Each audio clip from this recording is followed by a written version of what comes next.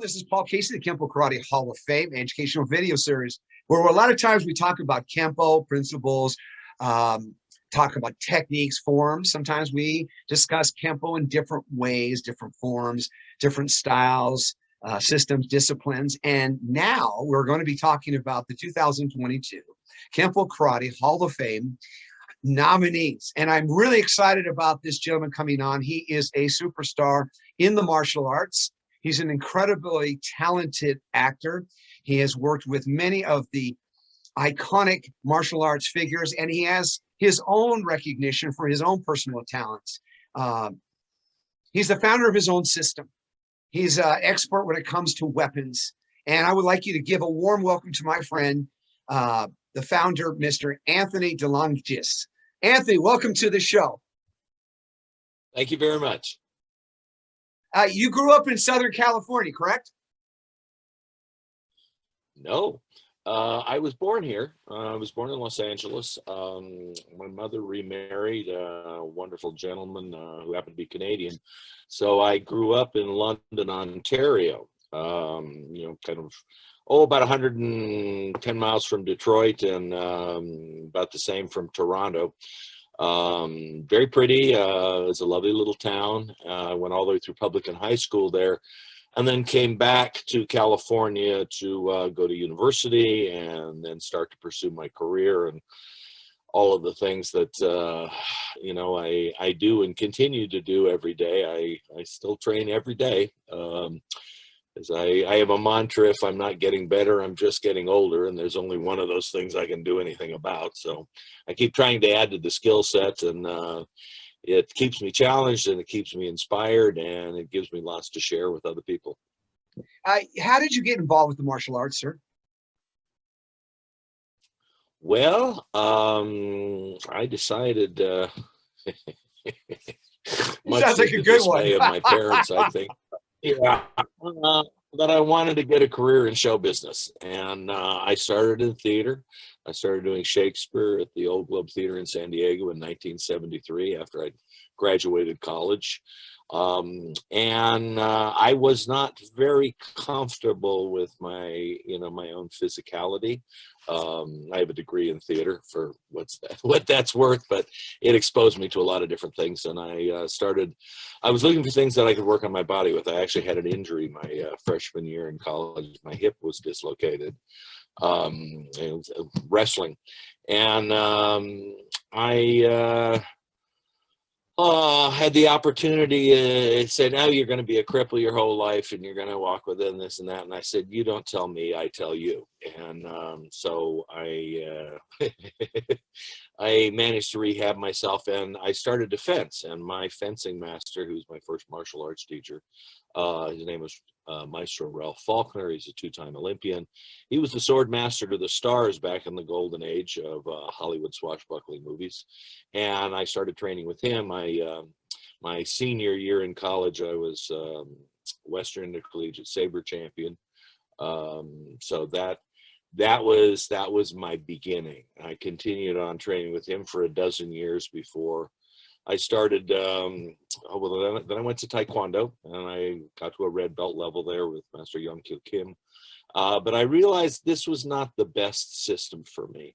I felt like I had some great holes in my, all of the parts weren't working together. And I was lucky enough to be introduced to Gurudan Inosanto, and I trained with him for over a decade. And he, between what I learned from Maestro Faulkner and from Gurudan, it allowed me to create my whip system, which is quite unique. Most people yank and slash. I look at the whip as a supersonic telescoping blade. The tip of the whip goes 768 miles per hour. My system is surgically precise. I roll and stab, and I use the same principles. There's eight angles of attack for every bladed weapon system in the world. Footwork, there's 8 angles plus circle. That's all there is. When I'm teaching people, I say, here is this structure. You're going to have strength through structure rather than effort. It's skeletal alignment. And the simplicity of it is your hand's behind your weapon, your elbow's behind your hand, your body's behind your elbow. That means somebody has to deal with your entire body at every encounter, as opposed to just the strength of your arm or your hand. So I use that in what I'm teaching now. My school is a Rancho Indalo. It's the LONGIS Performance and Combat Arts.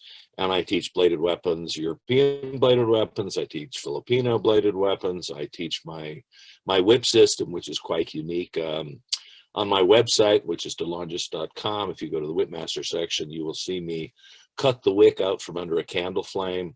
You'll see me take a target from my partner's hands with the whip as we pass at full gallop in opposite directions. I've given it a lot of thought, and of course, with my martial arts, I'm exploring the combative applications of the whip at multiple ranges: long range, medium range, close range, submission range. Working with a friend of mine, Grandmaster Ron Liu. We're going to get together later this year and really delve into close range applications of the whip. I'm very excited about that. And then currently, for the last decade, I've been training under Kaiso Toshishiro Obata and his son Yuki Sensei, and our sensei Matthew Lynch in Shinkendo, which is Japanese swordplay. So I'm very well rounded in bladed weapons from around the world, and it's almost 50 years now that I've been studying and training and teaching and sharing knowledge. And I find that there are fundamental concepts and structures that connect the arts, and it allows you to be inspired. Anything you study, finds very eloquent voice in the whip, for example, or anything you study kind of informs whatever else you might be interested in. So it's been a very rewarding journey for me, and I'm happy to say it's not over yet. No, it isn't. I have a question for you. How did you get involved? You did theater art, so that went from probably live theater to then television, movies. And what was your first major production that you were involved with? Well, I was working as I'd auditioned and was part of the Journeyman program in Actors Equity at the Old Globe Theater in San Diego. So I was, moving sets and essentially being an extra, for they were doing 3 shows in repertory, and for the first 2, but the third show, King Lear, a part opened up and I read for it, and I won the role of Edgar in King Lear, which was my first big role. And so every third show I was one of the leading actors there. The Amundsen Theater saw me and invited me to audition for Cyrano de Bergerac with Richard Chamberlain at the Amundsen Theater. And they cast me as the Vicomte de Valverde. And then I choreographed the very famous Duel in Rhyme. The Duel in Rhyme opens the show. If that scene doesn't work, the rest of the play doesn't work. So it was some of my most ambitious choreography to date, and it was some of my most successful. I had a great time with Richard. That got me my equity card. I was offered a full scholarship to ACT in San Francisco, or my equity card. I chose my equity card. And the next year I ended up doing Macbeth with Charlton Heston and Vanessa Redgrave, which was quite extraordinary. So I began in theater, and then in 1975 I joined Screen Actors Guild, started working in movies and television. My first feature was Circle of Iron in Israel, which, my favorite. Was originally the yes. Yeah, that was a big deal for me. That's it. And there, yes, Morthon. And there I met, when we came back, they were doing a couple of reshoots, a couple of quick sequences for Jeff Cooper and Joe Louis, former world heavyweight karate champion and student of Bruce Lee. He invited me to come and play, his best friend, who turns out to be the bad guy in Jaguar Lives. And which took me to Spain for the first time. I've worked in Spain a few times now. Wow. So that was very, very exciting. And that had a great cast. I mean, it was Joe, and it was Donald Pleasance and Christopher Lee and Joe Weissman and Barbara Bach and Woody Strode. And you know, so it was, and of course I'm working with Joe Louis. That was where I met Grandmaster Al DeCascos the first time. Joe had called him to come out and help him with some choreography. Unfortunately, he didn't get there in time to help. He arrived at the end of a 13-hour day where Joe and I were literally walking to a location on this 16th century castle and going, okay, here you're going to pick up some sticks and we'll do this. I wish I knew then what I know now.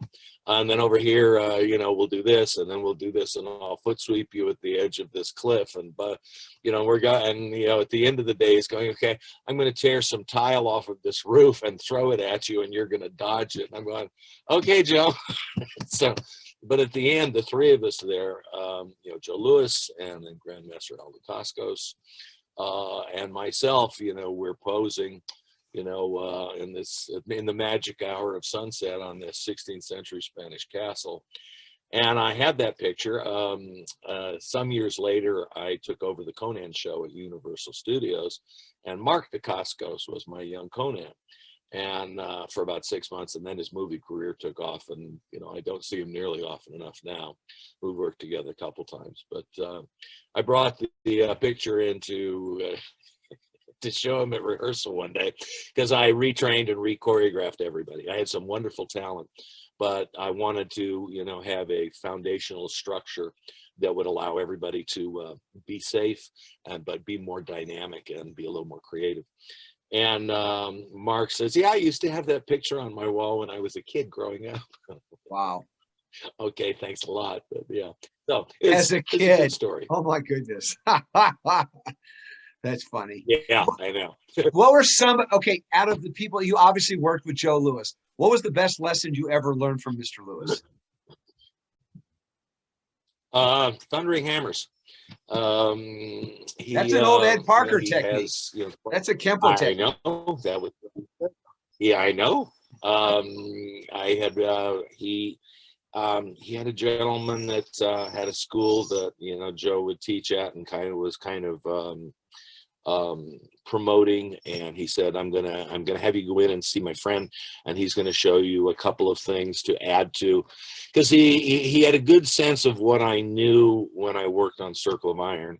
I was a brown belt in Taekwondo at the time, and I'd had, well, I don't know how many years of bladed weapons work at that point, you know, maybe 10 or 12. So, you know, I had a rounding. Joe actually was very complimentary. He said, I want you to be part of this project because I admire your athleticism.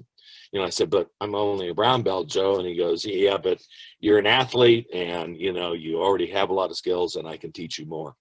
So, you know, I had a couple of sessions with his friend, and I remember one of the things was Thundering Hammers. And so that was very cool. You fought in that movie, Circle of Iron, Donnie Williams from the BKF. Yes, I guess I did. Yes, and you beat him. You beat him. Well, I think technically in the movie. Yeah. Well, I have to say that I have made a large part of my career has been playing the bad guy. I think of him more as the antagonist, because if you don't have a strong antagonist, your hero isn't much of a hero. You know, the hero has to dig deep. He has to be really challenged. When I did 2 guest appearances on The Highlander, the second one, Duende, I was playing the Spanish character.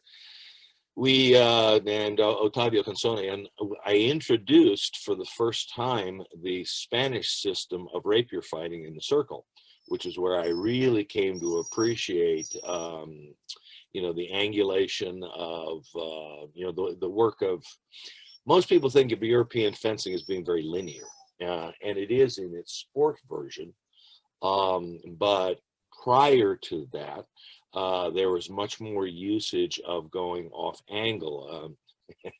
As Kaiso Obata says about Shinkendo, you know, sword come, you move. So if you move, you are you take away your opponent's power through movement. You make him chase you. You try to get him to overextend himself, which affords you an opportunity to redirect, or manipulate, his energy of his blade. And that's of course true for empty-handed work as well. But it was a great opportunity to introduce a system that had never been seen on film before, and it's also a great storytelling device because we're always at sword's point. You're literally this close, so both of us are in frame at all times. But the whole idea of the system is subtle, elusive footwork to create superior leverage. Which basically you're always one step away from dying. But that of course principle of elusive footwork to create superior leverage is a foundation of all martial arts. So Sure. it was nice to see.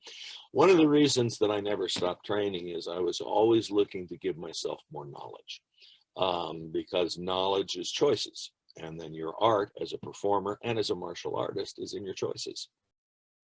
In the Circle of Iron, you got the chance to work with the lead who played 4 characters and had just come from the TV series Kung Fu. What was it like working with David Carradine? Oh, David and I had a great time. Actually, I worked with David several times. First was in Israel on Circle of Iron. And I had the tournament sequences. And then when they were introducing his character as, the blind mage, or master, if you will, they said, we want to use you. So they put me in a big nose and a turban and, some dark makeup. And I'm in the first sequence where we first see David, using the pipe that he plays, which David had carved himself. It was one of David's skills. David is one of the most articulate men I'd ever met when he wanted to talk to you. And I'm happy to say we had a nice relationship. We went on to work again in Kung Fu, The Legend Continues up in Toronto. And I worked with him in Argentina on a show called The Warrior and the Sorceress, where I trained him with sword. And again, I was the bad guy. And we had a You're the bad guy. very nice fight at the end. So I've kind of semi-toured the world with David. And he came down to see me. I was doing, I'd returned to the Old Globe Theater in San Diego to do the 50th anniversary production of Rashomon, which was, an Akira Kurosawa film. It's sort of based on, what's the real truth. Everybody has their own story. So, and I had, initially it's the samurai husband versus, the bandit.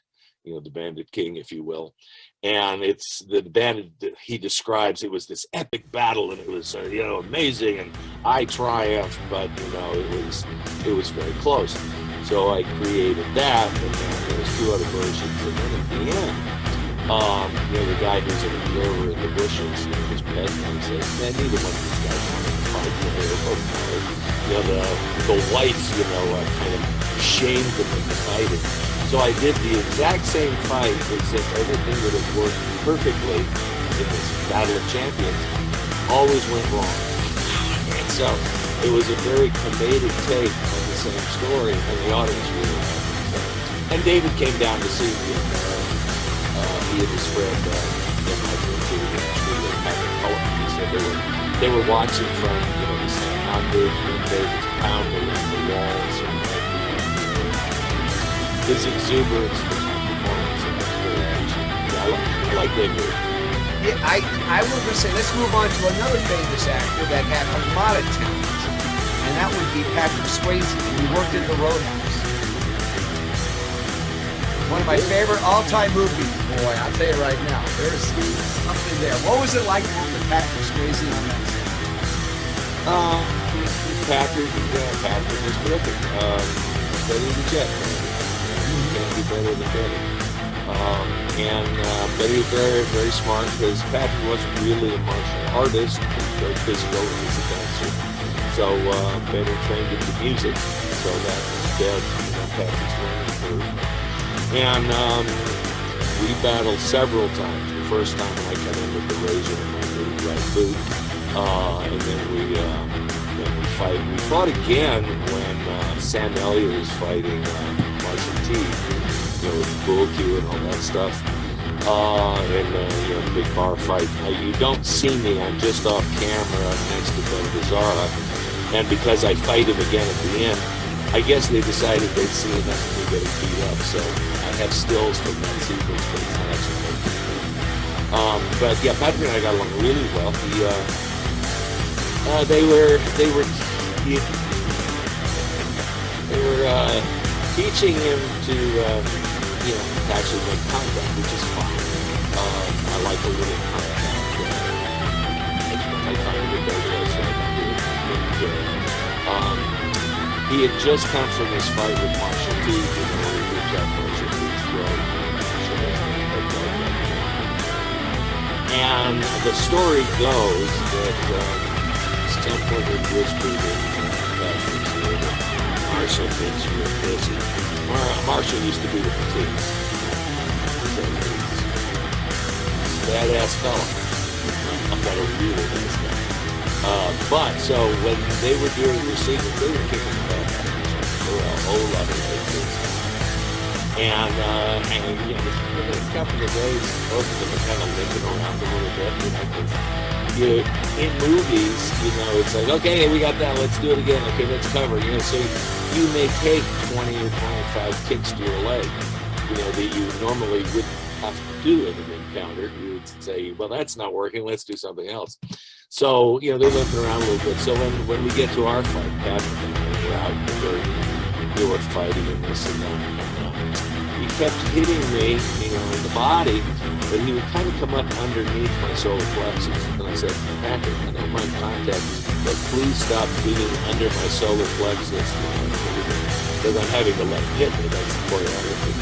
And he went, oh, okay. So he made the adjustment, and then after we were done, he says, I love working with you. It's like a dance, it's sort of a call and a response. I respond to your energy, you respond to mine. And, so that was a nice adjustment. Then at the end, I come in after shooting him out of the air with a shotgun. The stunt coordinator goes, okay, I want you to, when it hits the ramp, I want you to shoot twice while the car's in the air, and then move from there where you're standing over here. The car's going to land where you're standing. And there's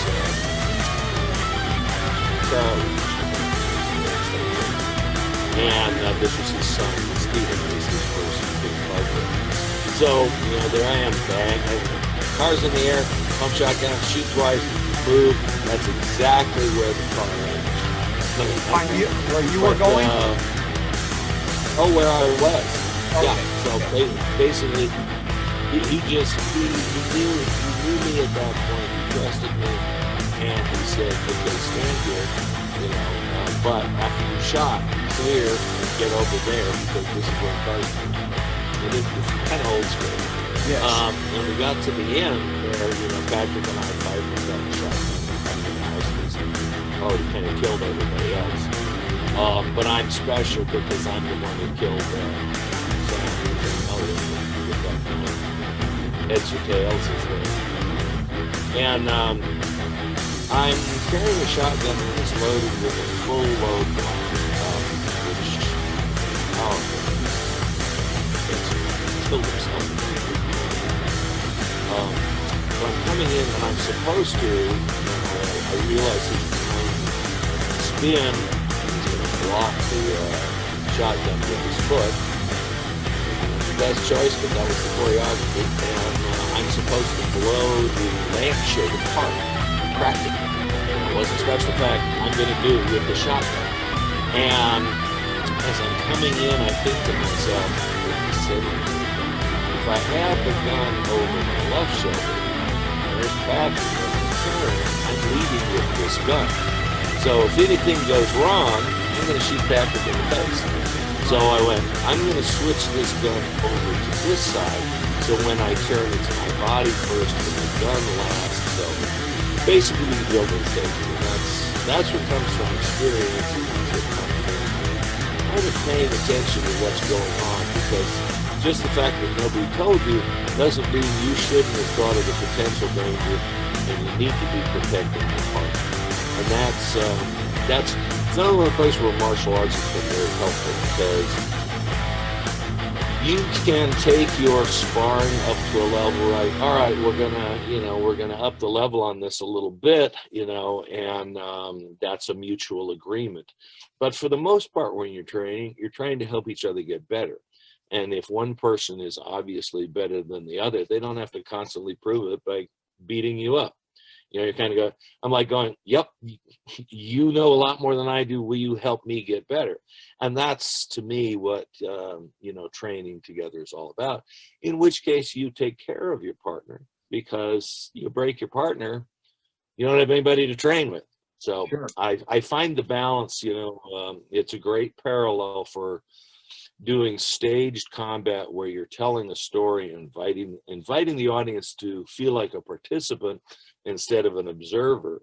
So you're pulling them into the action so they can see the jeopardy, they can see what you do about it, how you avoid it, how you manipulate it, which makes for an interesting story, and is this revealing character all at the same time. Is very much like training, in that you should be responding to your partner's energy as opposed to just going through moves. That makes sense? So you worked on Roadhouse. Did you get a chance to spend any time with Red West? A little, not as much as I would have liked. And I'm sure over the years, he's probably been bombarded with questions about Elvis. But he was very generous. He was a lovely man. He was great company. He told a couple stories, but yeah, it was just a pleasure. And then also to kind of go, that were great, is the Masters of the Universe. Well, Masters of the Universe, I played Blade, which was a character that didn't exist in the television animation series. So I got to create a new character, for the for Eternia, for the Masters of the Universe franchise. And I've traveled all over the world, and it had a surprising effect on a lot of people. A lot of people grew up with it and really enjoyed it. And I think we had a screening a couple of years back. Gary Goddard, the director, who was also the director of the Conan Sword Spectacular that I took over. But he attended, and he told some stories that I didn't know, about what was going on while we were trying to make a movie. But in addition to playing Blade, I also sword trained Dolph Lundgren, and then I ended up doubling Frank Langella as Skeletor for our final confrontation. So I was a busy fella in that movie. Well, it's in such demand for people. I have several agencies that I've worked with that have said, "Oh, we know him for." I mean, you're in high demand at the Comic Cons and things like that for that movie. It's something that everybody really enjoys. What was it like working with Dolph? I mean, was he a nice guy? Did he talk about, I mean, I would think it was just after he did all the Rocky movies, correct? He did the Rocky movie. Okay, that's what I thought. Dolph and I got along great. He realized, Walter Scott was the stunt coordinator. Lauren James, very famous stuntman, president of the Stuntmen's Association. He was Steve McQueen's double for many years. He was originally set to do the sword choreography, and we'd worked together on MacGyver. And I guest starred on, the last show of the first season, where I played Pieter the Assassin, and I came in and I did lots of accents. And that was back in the day when I could actually plaster myself to a ceiling in the closet and swing down, and I was doing all my own stuff. And anyway, with Masters of the Universe, Lauren said, "You know more about this sword stuff than I do. You train it." I said, "Yes, sir." And I met Dolphin. He very quickly realized that I was there to help him look great. And, he's a tremendous athlete, and his kickboxing skills were terrific, but there wasn't going to be a lot of kicking from He-Man. It's about, I have the power and the sword. And sword was kind of unwieldy. I used to call it Buick Slayer, because It was big, it was heavy, it wasn't well balanced, but I was happy to say that the things I shared with Dolph helped him manipulate that and look as effective as he did. That being said, we trained for like a month, and then I didn't see him for over a month. And I kept asking Walter, you know, the coordinator, I said, when can I see the location so I can, you know, put together some choreography for you?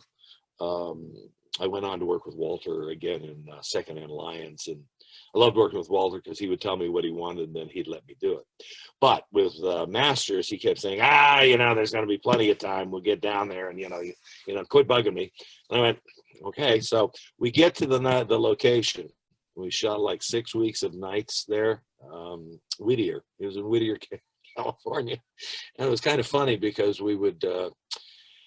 I would hit traffic going there every night, and I would hit traffic coming home in the morning, both ways. But I would sit there with an electric razor and shave my head because I was bald as Blade, and look at people. In this was long before everybody sported a shaved head, so it was kind of fun. But I'd come down there, and at night it'd be foggy, and they'd have the big trusses with lights on it, and they would go up and disappear in the fog. Alien mothership. Yeah. So it was really very cool. But anyway, I said, when can I see the location? When can I put together some choreography for you? And you know, he kept saying, well, we get down to the location. What do you think was the first thing we shot? How long do you think I had? About an hour.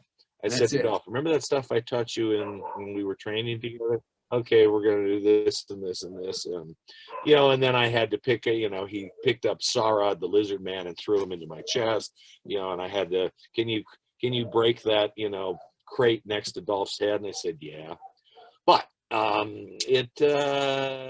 would have liked more time. I would have liked to have been a little bit more elaborate, but, you know, it was what it was.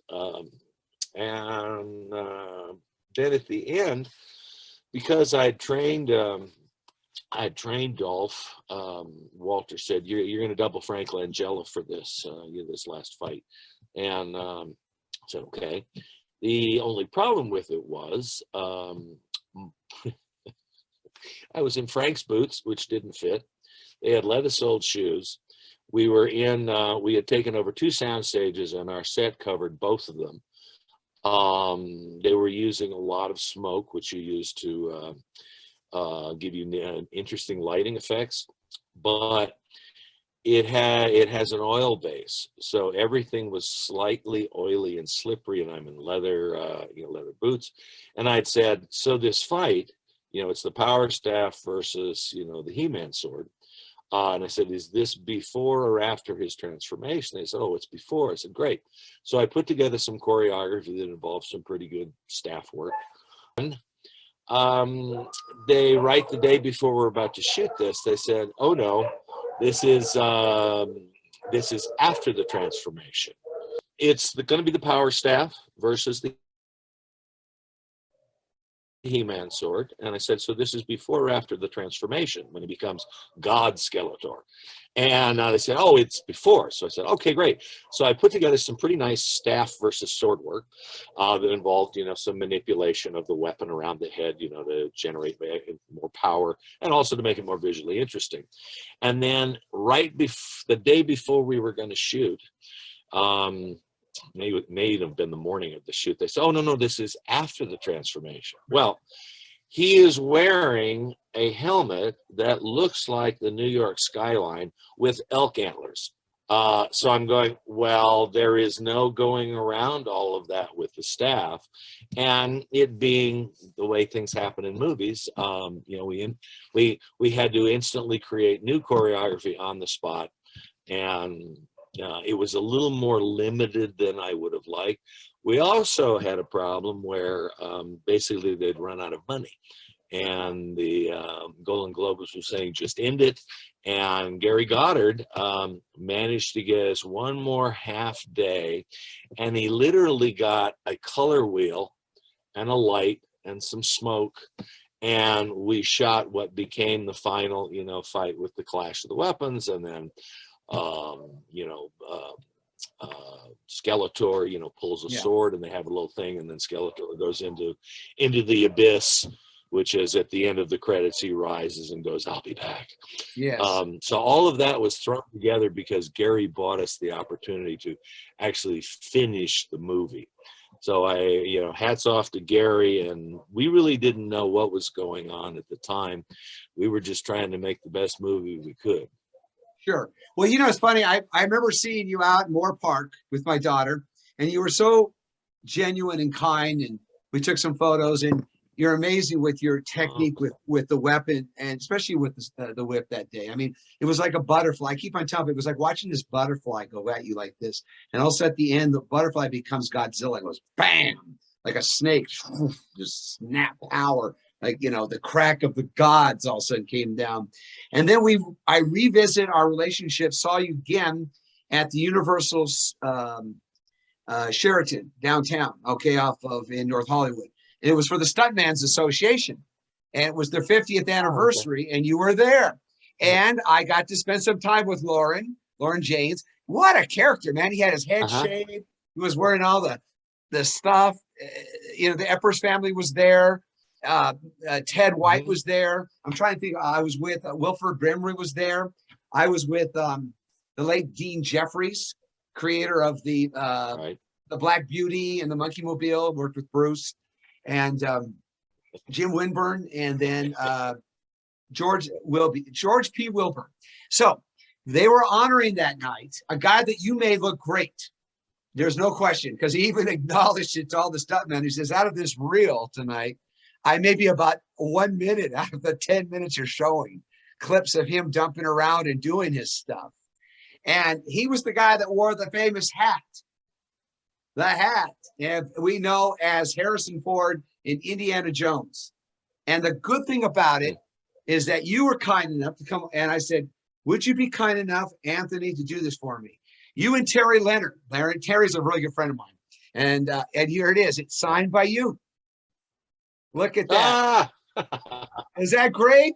This is the hat, folks. That is nice. This is the hat that Harrison wore in, I got it from the same people. Same hat he wore in the Crystal Skull. You know, that whole thing with Anthony Fisher. And I'm going to tell you. Very cool.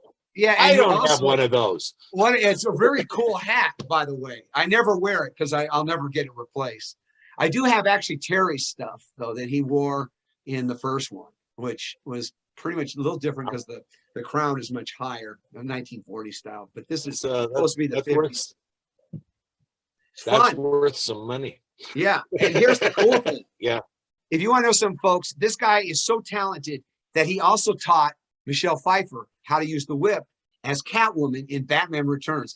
Why don't you talk a little bit? Here it is. You're an expert. You developed this whole system of using the whip. And most people think of it as some guy just cracking the whip for getting the horses to go or something.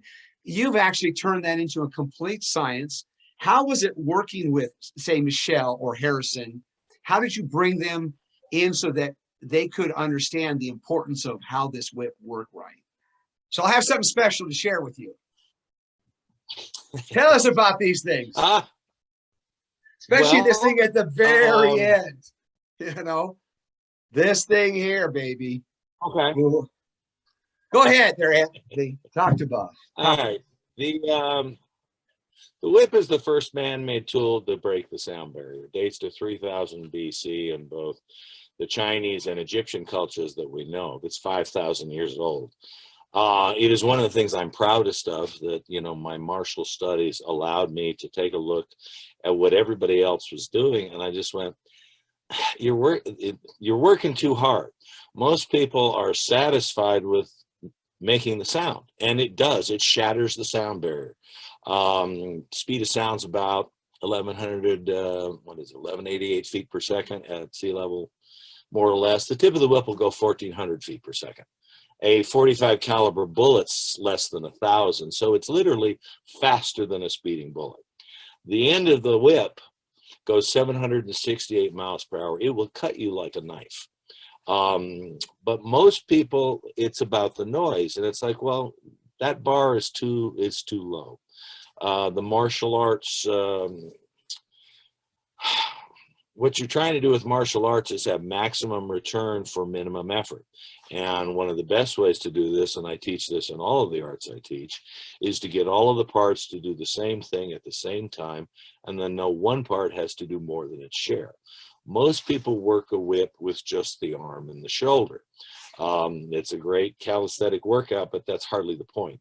To me, anytime you use a weapon, it's about surgery and precision, not about power. You want to have an ally. I want a supersonic ally with a whip. I don't want an adversary. Most people force the whip, make a big noise, and they're real happy about it.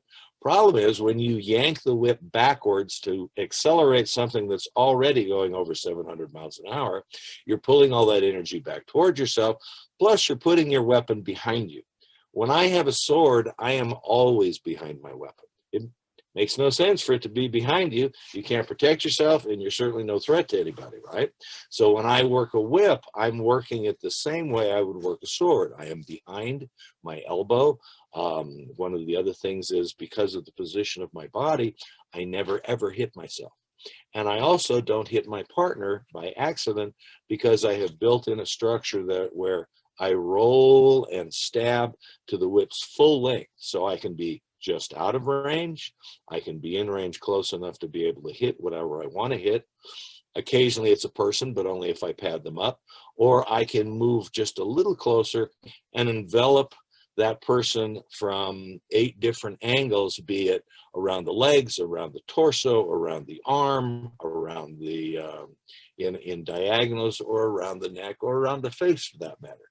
Because I'm sending the whip past them, it cracks, and then it comes back and envelops them. So the structure I've created is both more accurate, more efficient, and uses a lot less effort. It gets all of the parts working together at the same time, and it is literally pinpoint accurate. You can see on my reel, I did a show called More Extreme Marksman, and we featured the whip, and I actually cut the wick out from underneath the candle flame and left the candle flame there for just a second before it came out. And I can do this on the ground. I can do this from horseback. All of the skills that I learned through all of the other arts poured themselves into my exploration of how do I make this more efficient, more effective, more accurate, and more visually interesting. And I started to put that together for Michelle Pfeiffer because I wanted her. Originally, they called me in, to meet Tim Burton, the director, and to meet Michelle. And they were going to have her use a cat of 9 tails. And I said, don't do that because it has a lot of baggage. It's a punishment whip. And all you can do is pose with it or hit things. It's a flogger. And I went, the whip is capable of so much more. So I showed them what I did, and Michelle went, I want that. And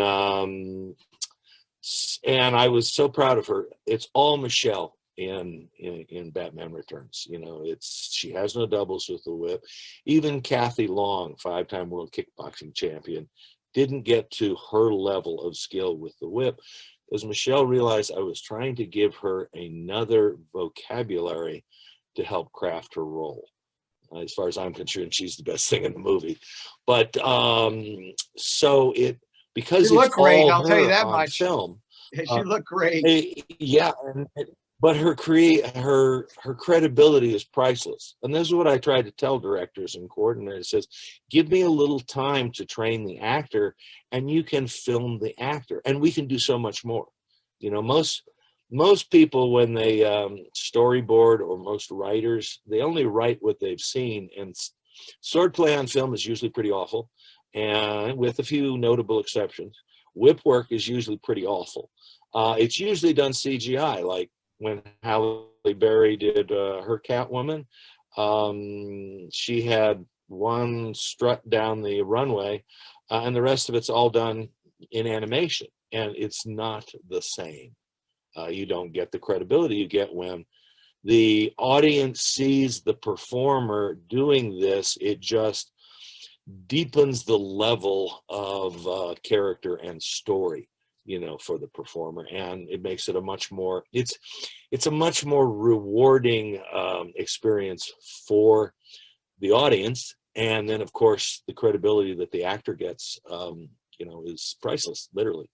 So I started with Michelle, and I wanted to give her something that had the sensuality and hypnotic quality of like a big cat, and also a snake, you know, in that it's slow, it's alluring, it's provocative, it's seductive, but at the same time, it strikes like a snake or like a cat's claw.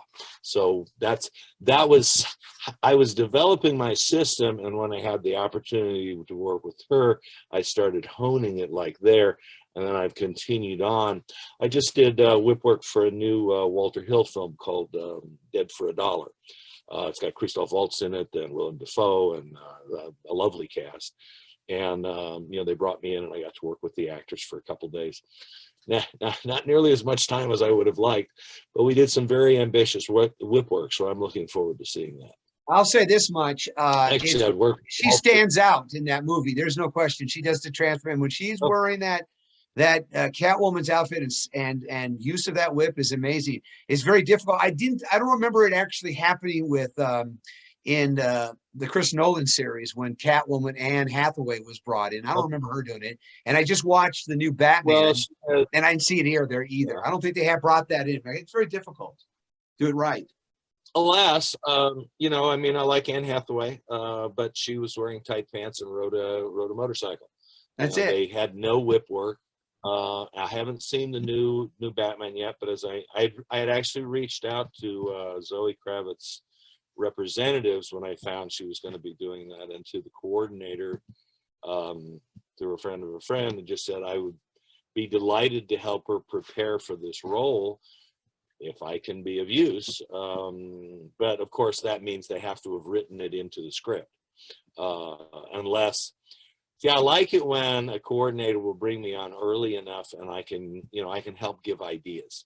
For example, you know, with Tim and Michelle, we would literally walk into, Michelle worked so hard, we developed such a foundation of skills. We would walk onto a set and look at problems and go, let's turn this adversity into opportunity.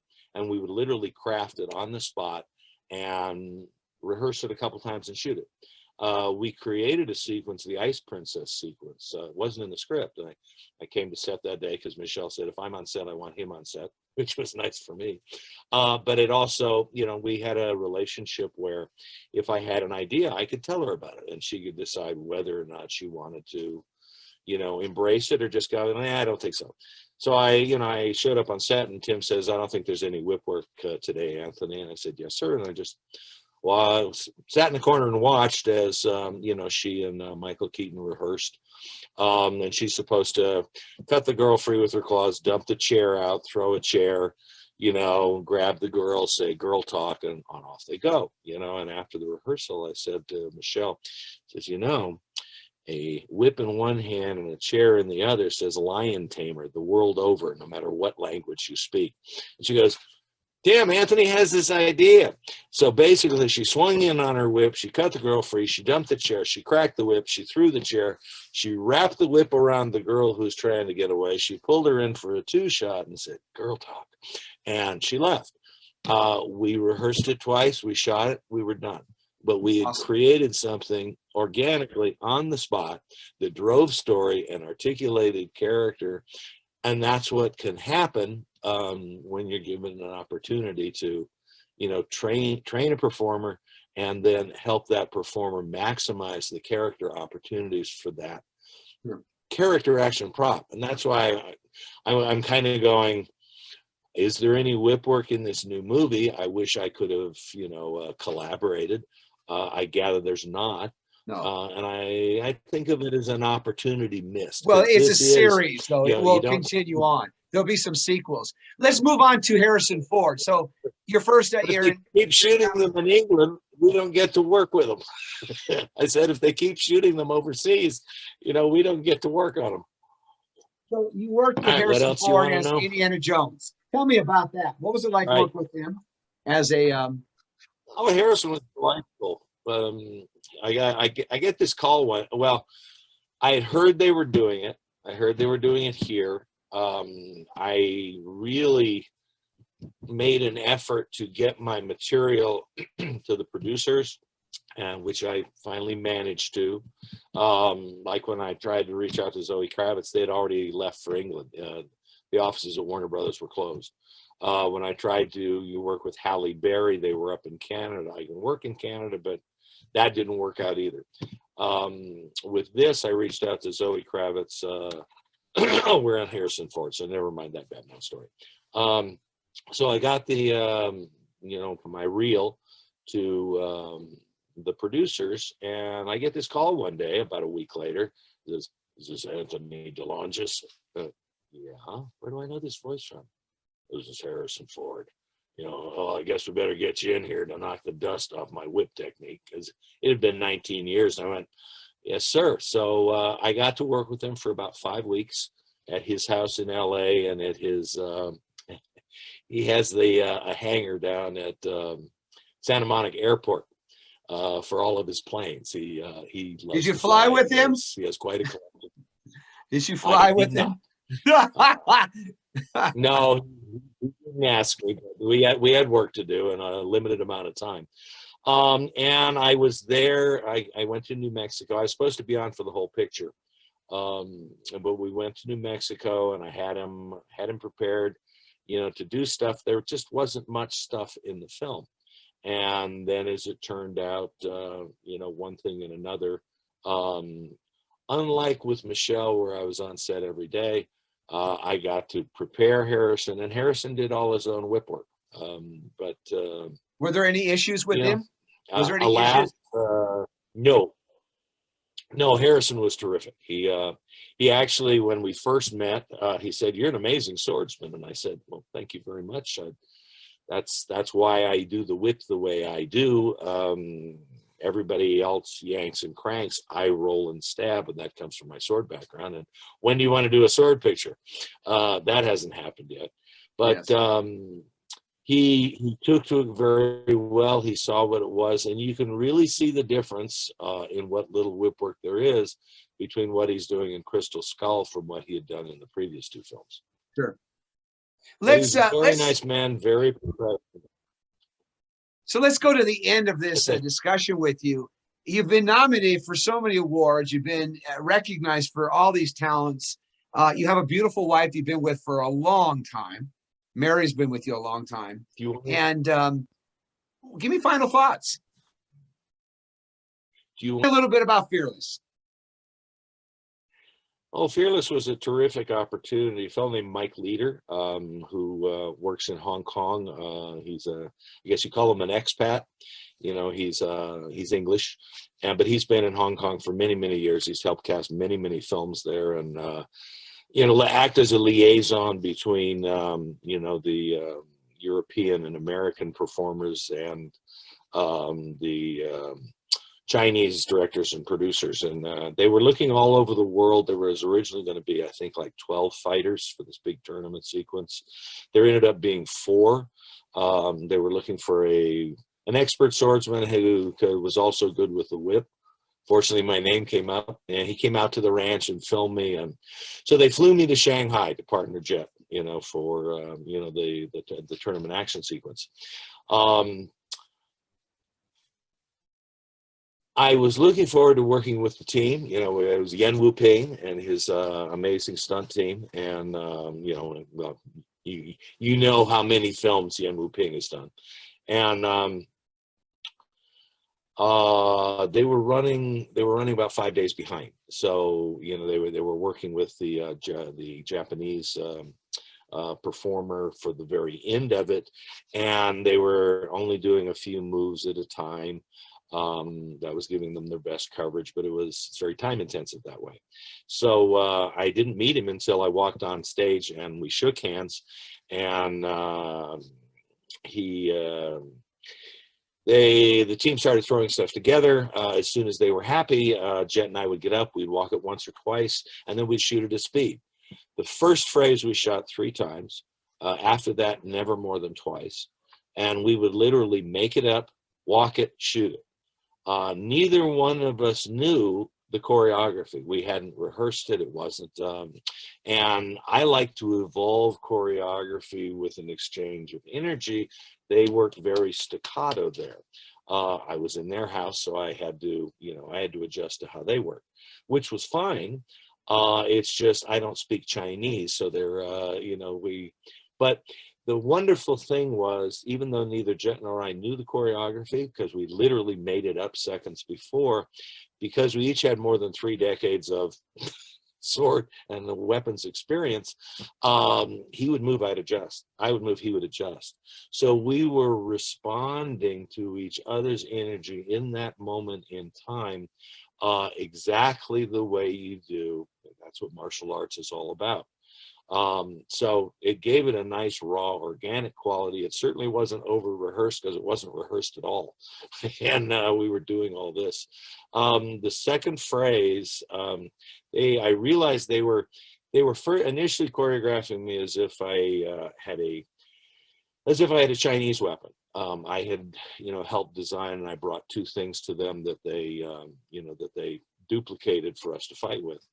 And the initial move they had me do was pokey, pokey, pokey, which was sort of a pistoning arm, because they'd seen that in in American films. I went, oh, geez, they think that sword play is what they've seen in the movies, which for me is a miasma of misinformation most of the time. And I went, okay, I'm going to give them 3 thrusting attacks, but that is not what I would do as a swordsman.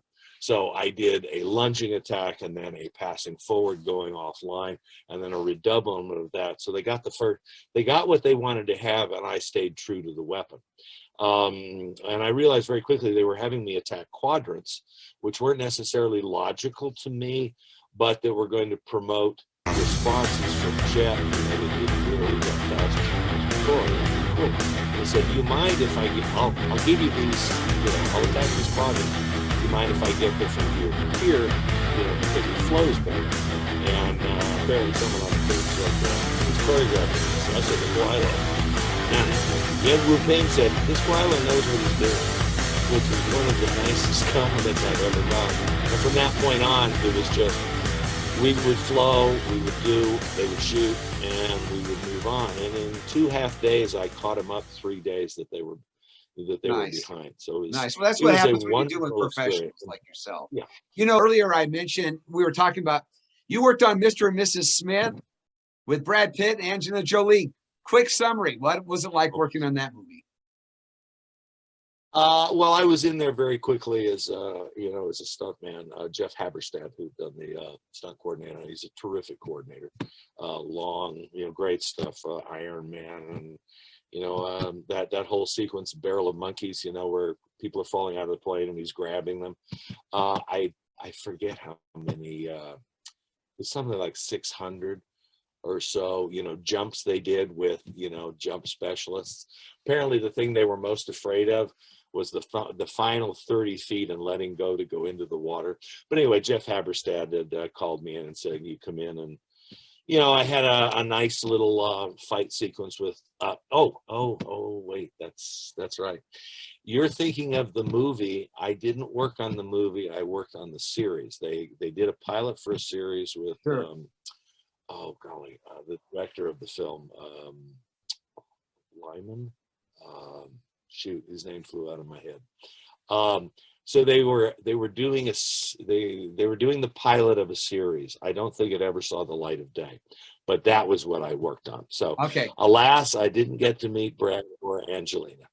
Okay, well, we'll move on from that. Let's do this. Let's do final thoughts. So you're so well recognized. You're an iconic figure when it comes to the martial arts. People know you're the best at what you really do. And we are truly honored that you're part of this year's event. What are your thoughts about the martial arts as you see it now in all your years? And what is the future of the martial arts? Well, the future is it's such an open book. We have, I remember I got into the martial arts in the very late 60s, 69 to 72 was fencing, and it was college. And then, and of course, Bruce Lee had exploded upon the scene and just transformed. I used to hang out at the Toho La Brea, which is a little theater in LA that specialized in Japanese films. That was where my initial inspiration for wanting to be a martial artist and do choreography for stage, film, television, even opera. I did stage action for LA Opera for 20 years, which was quite an adventure.